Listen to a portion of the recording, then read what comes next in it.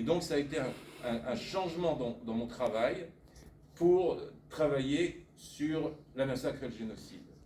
Et en fait, j'ai découvert qu'il y avait deux personnages qui m'avaient précédé. C'est Robert Payne, que peut-être certains connaissent, qui est un biographe de Gandhi, qui a fait une très belle biographie de Gandhi, et qui a écrit deux ans plus tard un livre qui s'appelle Massacre, sur les massacres entre hindous et musulmans.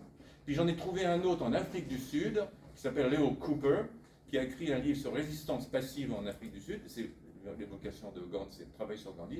Et puis arrivé aux États-Unis, il a écrit le premier livre sur le génocide, qui s'appelle Genocide and its Political Users in the 20th Century. Il m'avait précédé. Et bien je continue ça. Et donc je me suis mis à travailler sur génocide, mais génocide c'est un mot qui m'embêtait parce qu'il est instrumentalisé de toutes sortes de manières, et on le voit d'ailleurs encore aujourd'hui. Et on le voit encore plus aujourd'hui. Donc j'ai décalé pour prendre la notion de massacre, que je définis comme une action le plus souvent collective de destruction de non-combattants. Action le plus souvent collective, parce qu'on massacre vraiment tout seul. Vous n'avez qu'à penser à Mohamed Merah, par exemple. Au début, on pensait que c'était un loup solitaire à Toulouse. Non, il y avait un micro-réseau autour de lui.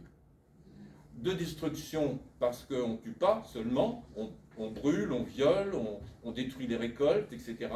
Et de non-combattants, parce que c'est pas... voilà, c'est les hommes, les femmes, c'est des femmes, les enfants, mais aussi les... Donc, je suis parti de cette notion. Alors, si je me lance là-dedans, ça va être très très long. C'est pas possible. Mais ce qu'il faut que vous sachiez, c'est que j'ai construit un peu une école de pensée du massacre. C'est-à-dire, je l'approche d'abord comme un phénomène, processus rationnel. On croit toujours, oui, on tue les enfants, etc. Non, les gens qui font ça, c'est des politiques, des militaires. Ils ont un calcul.